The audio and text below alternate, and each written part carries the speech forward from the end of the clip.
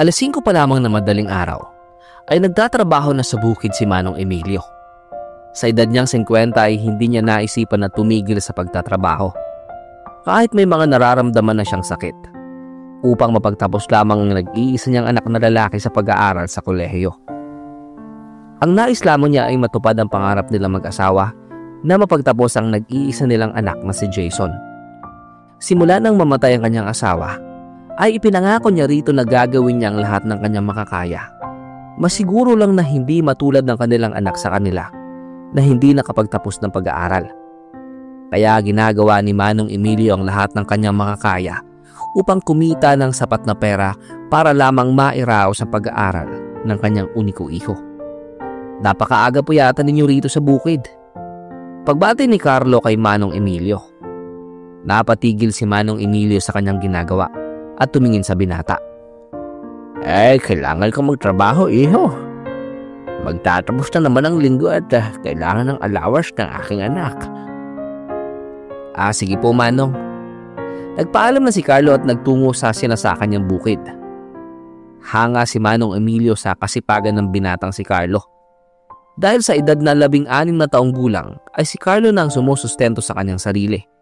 Dahil namatay ang kanyang ina 3 taon na ang nakakaraan at ang kanyang ama ay iniwan silang mag-ina. Kaya kinakailangan ni Carlo na mamulat sa tunay na laban ng buhay sa maagang edad. Kaya rin siya napadpad sa probinsya nila Emilio. Nagpatuloy si Emilio sa paglalawig ng kanyang kalabaw hanggang matapos na niya ang kanyang ginagawa pagpatak ng alas 7. Nakita niya na kumakain na ng agahan ng kanyang kumpare. Kaya nagtungo siya sa kanilang kubo. Pare, ikaw ba'y kumain na? Hindi pa.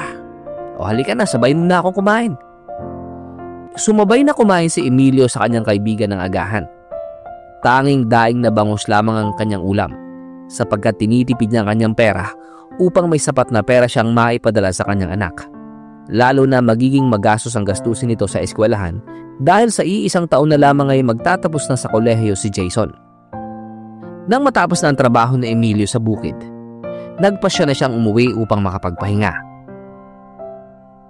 Sa mga sumunod na araw ay ganoon pa rin ang naging takbo ng araw ni Emilio.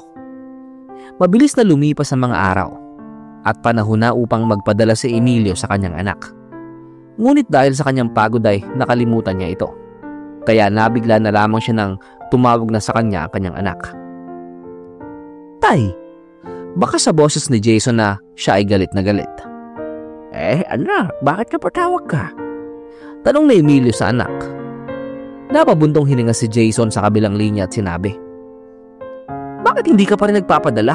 Anong oras no? Gusto mo ba akong patayin? Sinabi ko na sa'yo kahapon na ubos na ang pera ko dito at wala na akong makain. Hindi mo ba talaga naintindihan yung sinabi ko sa'yo kahapon? Anak, sorry. Anong sorry? May magagawa ba yung sorry mo? Maaalas ba ng sorry mo yung gutom na nararamdaman ko ngayon? Galit na saad ni Jason. Bukas ng maaga magpapadala ako sa'yo agad, anak. Siguraduhin mo lang. Diin na saad ni Jason at ibinaba na ang tawag. Halos mapaiyak na lamang si Emilio nang ibinaba na ng kanyang anak ang telepono. Dahil sa pagod niya ay hindi niya naaalala na hindi pala niya napadala ng kanyang anak ng pang-allowance nito. Nakaramdam ng kirot sa puso si Emilio. Iniisip pa lamang niya na nagugutuman roon ang kanyang anak. Pakiramdam niya ay nabigo na siya bilang ama ni Jason dahil sa kanyang simpleng pagkalimot na pagpadala ng allowance nito. Matapos ng usapan na yun ay kumain na si Emilio at nagpahinga na rin dahil malalim na ang gabi. Kinabukasan ay maagang nagpadala si Emilio sa kanyang anak at dumiretso na siya sa bukid. Pagdating ng tanghali ay tumunog ang kanyang telepono at nakita niya na tumatawag ang kanyang anak. Natanggap mo ba ang pinadala ko, anak? Excited na tanong ni Emilio sa kanyang anak. Bakit 2,000 lang ang pinadala mo sa akin? Hindi ba sabi ko sa iyo na may babayaran ako na project kaya dagdagan mong ipapadala mo sa akin? Galit na saad ni Emilio. Pasensya ka na, anak. Ayun lang ang pera ko. Hindi bali magpapadala ako sa iyo ulit sa Miyerkules, ha? Huwag kang mag-alala. Papadalahan kita ulit. Gamitin mo muna yung pinadala ko pambayad mo ng kailangan mong bayaran. Siguraduhin mo lang na papadalhan mo ko ulit. Di nasaad ni Jason at pinatay na ang tawag. Napaupo na lamang si Emilio sa kanyang kubo habang hawak-hawak ang kanyang telepono. Tinignan niya ang natitirang 300 sa kanyang bulsa. Iyon na lamang ang natira niyang pera, sapat lamang sa kanyang pagkain sa loob ng 1 linggo. Hindi pa siya sigurado kung maibibenta niya ang mga bigas na na-harvest niya sa Miyerkules para mayroon siyang maipadala sa kanyang anak. Hindi niya lubos maisip na ganoon kalaki ang magiging gastos ngayong huling taon ng kanyang anak sa pag-aaral. Manong, okay lang po ba kayo? Marahan lumapit si Carlo kay Manong Emilio. Napansin ng binata na umiiyak ang matanda at marahan na umupo sa kanyang tabi upang kausapin ito. Wala ito okay lang ako. Saad ni Emilio at ngumiti sa binata habang pinupunasan ng kanyang mga luha. Narinig ko po ang usapan ninyo ng anak ninyo. Kung gusto po ninyo, pwede ko po kayong pahiramin. Mayroon naman po akong naitabi at wala naman po akong ibang pagkakagastusan ng pera ko. Lalo na mag-isa lang naman po ako sa buhay. Sabit ni Carlo at ngumiti kay Manong Emilio. Carlo? Okay lang po, Manong. Tanggapin po ninyo itong 2,000. Bayaran na lang po ninyo ako kapag may pera na po kayo. Saad ni Carlo at iniabot kay Manong Emilio ang pera. Alam po ninyo, maswerte si Jason na ikaw ang naging tatay niya. Dahil ginagawa po ninyo ang lahat, masigurado lang na makapagtapos siya ng pag-aaral. Grabe po ninyo tipirin ang sarili ninyo, masigurado lang na hindi magutuman si Jason. Sana alam po niya kung gaano siya kaswerte na ikaw ang naging tatay niya. Sigurado ka ba, Papautangin mo ako ng pera. Napabuntong hininga si Manong Emilio at mahigpit na hinawakan ang pera na inabot sa kanya ng binata. Nahihiyaman siya na tanggapin ang pera mula kay Carlo, pero wala na siyang magagawa. Lalo na hindi pa sigurado na makakabenta siya ng bigas sa Miyerkules. At alam niya na kailangan na ng pera ng kanyang anak. Kaya isasantabi muna niya ang kanyang hiya at iisipin muna niya ang pangangailangan ng kanyang anak. Maraming salamat, iyo. Nagpatuloy magkwentuhan sina Manong Emilio at Carlo hanggang sa nagpaalam na binata dahil aasikasuhin pa niya ang sinasaka niya sa bukid. Sa mga sumunod na mga linggo ay nagpatuloy sa pagtatrabaho si Manong Emilio at unti-unti niyang binayaran ang kanyang utang na pera kay Carlo hanggang sa mabayaran niya na ito ng tuluyan. Hanggang sa isang araw, nalaman pala niya na magbabakasyon ang kanyang anak kasama ang mga kaibigan niyang mayayaman sa karating na bayan. 1 oras ang layo mula sa kanilang bayan. Pinayagan ni Emilio ang kanyang anak dahil nais niya ito na makagala rin dahil sa stress nito sa school at maaring niya madalaw ang kanyang anak dahil malapit lang naman. Lumipas ang ilang mga linggo at natuloy ang kanyang anak sa pagbabakasyon kasama ang mga kaibigan nito. Nagpasya siya na dalawin ang kanyang anak habang dala-dala niya ang niluto niyang adobo. Nang makarating na siya sa harap ng gate ng bahay ng kaibigan ng kanyang anak, nabigla siya dahil sobrang laki pala ng bahay nito at sobrang yaman. Nakita ni Emilio ang kanyang anak at tinawag ito. Napansin naman ni Jason at agad na nilapitan ng kanyang ama at hinila papalayo mula sa mga mata ng kanyang mga kaibigan. Anong ginagawa mo dito? Tanong ni Jason. Gusto lang sana kitang dalawin, anak. Ilang buwan na rin kasing hindi tayo nagkikita. Kaya ngayon malapit ka lang naman. Nagpasya na ako na dalawin ka. Lalo na kapag bumalik ka na ng Manila, wala akong masahe na dalawin ka. Eto, nagdala nga rin pala ako ng paborito mong ulam. Saad ni Manong Emilio. Sige, salamat. Umalis ka na. Baka makita ka pa ng mga kaibigan ko, nakakahiya. Anak, nakakahiya? Anong ibig mong sabihin? Tay, tingnan mo nga yung suot mo. Sa tingin mo ba hindi nakakahiya? Ngumiti na lamang si Emilio at nagpaalam sa kanyang anak. Pinagmasdan ni Emilio na maglakad ng kanyang anak na papalayo mula sa kanya. Nakita rin niya kung paano itinapon ni Jason ang niluto niyang adobo sa basurahan. Labis na ikinadurog iyon ng kanyang puso. Lalo na nang malaman niya na ikinakahiya siya ng kanyang anak. Hinayaan na lamang niya na tumulo ang kanyang mga luha hanggang sa hindi na niya namalayan na nakauwi na pala siya sa kanyang munting tahanan. Walang gana si Emilio na kumain kaya nagpasya na lamang siya matulog. Sa mga sumunod na buwan ay ibinabad ni Emilio ang kanyang sarili sa trabaho. Kumuha rin siya ng trabaho sa palengke upang maging kargador ng mga gulay. Gusto niya na kumita ng mas malaki pa upang walang masabi ang kanyang anak sa ipinapadala niya rito. Mas lalong lumaki ang pera na ipinapadala niya sa kanyang anak, pero labis naman niyang tinitipid ang kanyang sarili sa pagkain. Halos lahat ng kanyang kinikita ay ibinibigay lamang niya sa kanyang anak, at ang natitirang pera para sa kanyang sarili ay kulang pa sa kanyang pagkain sa araw-araw. Pero tinitiis niya ang kanyang gutom upang malaki lamang ang maipadala niyang pera sa kanyang anak at hindi na niya ito ikahiya. Kahit ilang buwan na ang lumipas, ay masakit pa rin sa kanyang puso ang sinabi ng kanyang anak sa kanya. Habang naglalakad si Manong Emilio pabalik sa kanyang kubo upang kumain ng pananghalian, ay nagsimulang magdilim ang kanyang paningin at hindi niya namalaya na natumba na lamang siya. Agad naman tumakbo si Carlo sa kanyang tabi upang tignan ang kanyang kalagayan. "Manong! Manong!" Tawag ni Carlo sa matanda. Pero kahit anong yugyug niya rito ay hindi siya nagigising. Kaya tinakbo na niya sa hospital si Manong Emilio. Nagising na lamang si Emilio na nasa loob na siya ng hospital.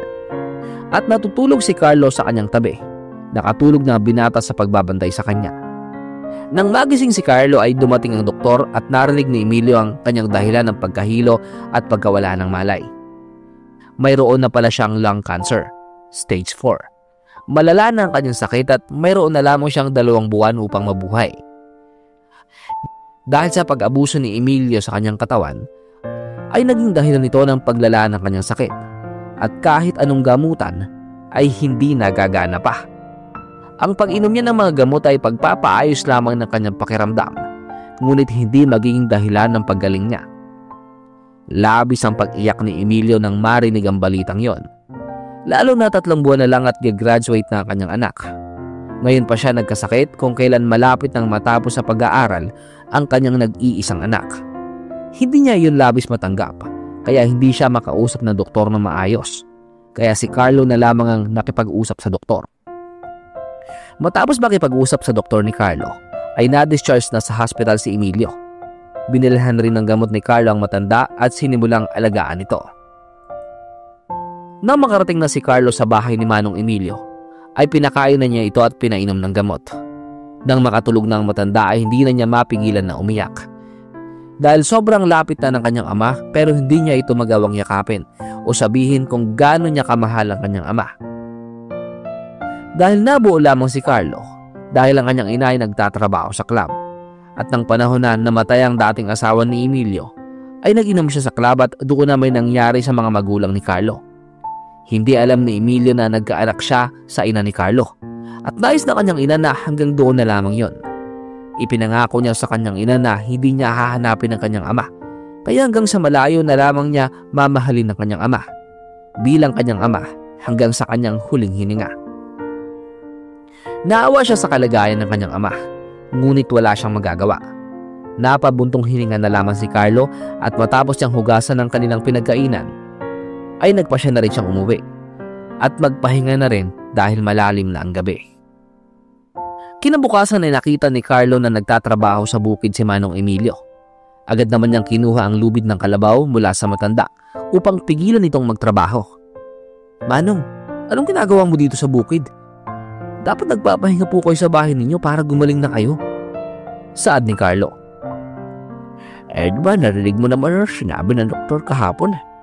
Wala nang lunas ang sakit ko. Gusto kong magtrabaho para bago ako mamatay ay masiguro ko na makakagraduate ang aking anak. Saad ni Emilio. Sinusubukan kausapin ni Carlo si Manong Emilio pero ayaw makinig sa kanya ng matanda. Kaya nagpasya na lamang si Carlo na bilisan na niya ang kanyang ginagawa na trabaho sa kanyang bukid upang tulungan si Manong Emilio sa kanyang ginagawa. Nang pagdating ng tanghali ay sabay na sila kumain ng tanghalian sa may kubo. "Nasabi na po ba ninyo sa inyong anak ang nangyari sa inyo, Manong?" tanong ni Carlo. "Hindi pa." "Mas mabuti pa siguro, Manong, kung sabihin po ninyo sa inyong anak ang inyong kalagayan bago pa mahuli ang lahat. Mas mabuti na alam ni Jason ang nangyayari sa inyo." Baka sa mukha ni Manong Emilio na ayaw niyang sabihin sa kanyang anak ang kanyang sakit. Pero pagkatapos ng pagkukumbinsi ni Carlo ay nagpasya na rin siya na sabihin sa kanyang anak na mayroon siyang sakit. Halos madurog ang puso ni Manong Emilio sa mga sinasabi ng kanyang anak sa kanya. Dahil hindi naniniwala si Jason na may sakit ng kanyang ama at nag-iinarte lamang ito upang liitan muli ni Emilio ang kanyang ipapadala na allowance. Anak, totoo ang sinasabi ko sa iyo. Mayroon akong sakit at samaytaning na ang aking buhay. Ang sabi ng doktor kahapon ay wala nang lunas ang sakit ko at 2 buwan na lamang ako mabubuhay. Kung gusto mong liitan ang allowance ko at ibalik sa dati, okay lang naman sa akin. Kesa yung gumagawa ka ng excuse at kung anong-anong inventong kwento para lang maawa ko sa iyo. Galit na saad ni Jason sa kanyang ama. Hindi na kinayang pakinggan ni Carlo ang mga sinasabi ni Jason kay Manong Emilio, kaya kinuha niya ang telepono at siya nagsalita. Anong klaseng anak ka? Sinasabi ng tatay mo na may malubhasang sakit, tapos yun lang ang sasabihin mo? Talaga bang wala kang kwentang anak? Hindi mo ba naisip kung ano ang nangyayari sa tatay mo rito sa probinsya? Hindi mo alam kung gaano tinitipid ng tatay mo ang sarili niya para lang bigyan ka ng magandang buhay? Tapos ganyan lang ang iisipin mo sa kanya? Napakawalang kwenta mo namang anak. Inis na sambit ni Carlo. Hindi alam ni Jason kung sino ang nagsasalita. Pero imbis na patulan niya ay ibinaba na lamang niya ang tawag. Napaiyak na lamang si Emilio sa mga sinabi ng kanyang anak. Hindi niya labis akalain na ang pinalaki niyang anak ay magiging ganoon sa kanya. Hindi niya alam kung saan siya nagkamali ng pagpapalaki. Sa mga sumunod na mga linggo ay ipinagluluto ni Carlo si Manong Emilio at tinutulungan sa kanyang mga trabaho. Siya rin ang nagmamonitor ng mga iniinom niya mga gamot. Pero kahit gaano pa karaming gamot ang inumin ay hindi siya gumagaling. Sa loob ng 2 buwan, si Carlo ang nanatili sa tabi ni Manong Emilio upang alagaan siya. Samantalang ang kanyang anak na si Jason ay hindi man lang dumalaw o tinanong ang kalagayan ng kanyang ama. Sa loob ng 2 buwan ay nagpatuloy magpadala si Carlo ng pera kay Jason dahil iyon ang bilin sa kanya ng matanda. Hanggang sa dumating ang araw na pumanaw na talaga si Manong Emilio sa mga bisig ni Carlo. Halos hindi maipinta ang nararamdamang sakit ni Carlo dahil hanggang sa huling hininga ng kanyang ama ay hindi niya nasabi na anak siya ni Manong Emilio. Naramdaman man niya ang pagmamahal ng isang ama kay Emilio. Hindi naman nalaman nito na anak rin siya ng matanda. Si Carlo ang nag-asikaso ng lahat hanggang sa mailagay sa kabaong si Manong Emilio. Sinabihan ni Carlo si Jason na pumanaw na ang ama nito, pero hindi siya naniniwala, lalo na't hindi niya kilala si Carlo. Kaya matapos ang 1 linggo, ay hindi pa rin umuwi si Jason upang makita ang kanyang ama. Hanggang sa dumating na ang araw ng burol. Doon niya lamang nalaman na patay na pala ang kanyang ama at ibuburol na. Pagdating ni Jason ay tinatabunan ng kabaong ng kanyang ama. Halos mapahagulgol na si Jason dahil sa laki ng pagsisisi niya kung paano niya tratuhin ang kanyang ama. Isa-isa nang umalis ang mga nakilibing. Tanging naiwan na lamang si Carlo at Jason sa libingan ng kanilang ama. Matagal ko nang sinabi sa iyo na may sakit ang tatay mo, pero ayaw mong maniwala sa akin. Wala ka man lang sa huling sandali ng kanyang buhay. Sinabi ko rin sa iyo na nakaburol na siya pero hindi ka naniwala. Hindi mo man lang nagawang bantayan siya sa mga huling gabi niya bago siya ibaon sa lupa. Saan ni Carlo? Labis ang galit niya kay Jason. Napatingin si Jason kay Carlo. Punong-puno ang kanyang puso ng pagsisisi sa lahat ng mga naging desisyon. Hindi niya labis maisip na papanaw ng mas maaga ang kanyang ama. Labis niyang pinagsisihan na naging masama ang trato niya sa kanyang ama. Pwede mo bang iwan muna kami ng tatay ko? Pakiusap ni Jason. Ayaw mo umalis ni Carlo dahil gusto pa niya magstay sa tabi ng kanyang ama. Pero wala siyang magagawa dahil bukod sa kanya, walang nakakaalam na tatay rin niya si Emilio. Nang umalis na si Carlo ay muling napayak si Jason habang tinitignan ng lapida ng kanyang ama. Tay, kung nasan ka man ngayon, sana mapatawad mo ako. Sana wala ka ng sakit na nararamdaman. Sana masaya ka na sa tabi ni inay. Sisiguraduhin ko po sa inyo na magpupursige ako lalo. Lalo na sa 1 buwan na lang gagraduate na ako sa kolehiyo. Sana maging proud po kayo sa akin mula dyan sa langit. Mahal na mahal po kita. Sana mapatawad po ninyo ako sa lahat ng naging kasalanan ko sa inyo, Tay. Saad ni Jason habang pumapatak ang kanyang mga luha at labis na nagsisisi sa pagtrato niya sa kanyang ama.